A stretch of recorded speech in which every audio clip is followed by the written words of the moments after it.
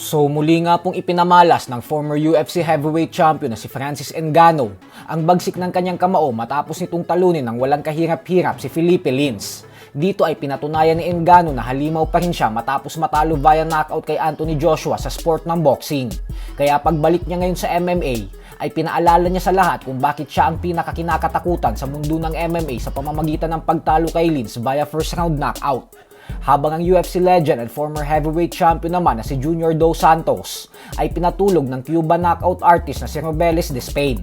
Sa laban na ito ay walang duda na kailangan ng magretiro ni Dos Santos dahil sa edad niya na 42 anyos ay kapansin-pansin na hindi maganda ang magpatuloy pa siyang lumaban, lalo pat first round knockout ang sinapit niya sa gabing ito. Ito na din ang pangsyam na talo niya via knockout. Habang si Despain naman ay nakuha ang pang-anim na panalo lahat knockout sa round 1, kaya halimaw din talaga ito. Samantala, naging matagumpay nga po ang former WBO welterweight champion na si Brian Norman Jr. sa kanyang laban matapos niyang durugin ang Canadian fighter na si Josh Wagner. Nagmistulang isang mismatch ang laban dahil 2 beses agad pinabagsak ni Norman si Wagner sa round 2. At dahil nabalian ng balikat si Wagner, kaya hindi na nito nagawang magpatuloy pa sa laban. Kaya naman nakuha ni Norman ang panalo via second round technical knockout. Ito ang unang laban ni Norman magmula nang matalo siya sa kamay ni Devin Haney.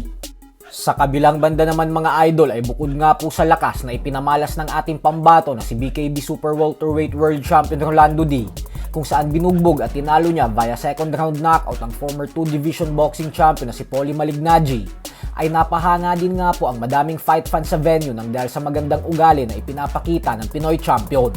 Sa kabila po kasi ng mga banat ni Malignaggi sa ating kababayan sa final face-off kahapon, ay pagkatapos ng kanilang sagupaan kanina ay nagpakita pa din ito ng mataas na respeto kay Malignaggi at sinabi niya pang idol niya pa din daw ito kahit anong mangyari. Bukod dyan, humingi pa ito ng tawad kay Malignaggi nang dahil sa sinapit nito. Kalaunan ay naging maayos din ang pakikitungo ni Malignaggi kay Rolando at tanggap nito ang kanyang pagkatalo, habang ang mga commentators naman ng BKB ay sinabing malaki daw ang posibilidad na si Rolando D ang maging muka ng bare knuckle boxing kapag magtuloy-tuloy pa ang mga ganitong klaseng performance na ipinapakita niya. Samantala, opisyal na din pong inanunsyo kanina lamang ng The Ring Magazine na nakatakda ng magtuo sa September 12 ang Mexican superstar Canelo Alvarez at ang undefeated WBC super middleweight champion na si Christian Mbili. Mismong si Turki Al-Ashik na ang naglabas ng official announcement. Gaganapin ang kick-off press conference ng dalawa sa bansang Egypt sa susunod na linggo, sa mismong araw ng laban ni Alexander Usyk. Ito po ang magsisilbing comeback fight ni Canelo matapos ang masaklap at hindi inaasahang pagkatalo sa kamay ni Terence Crawford nitong nakalipas na taon lamang.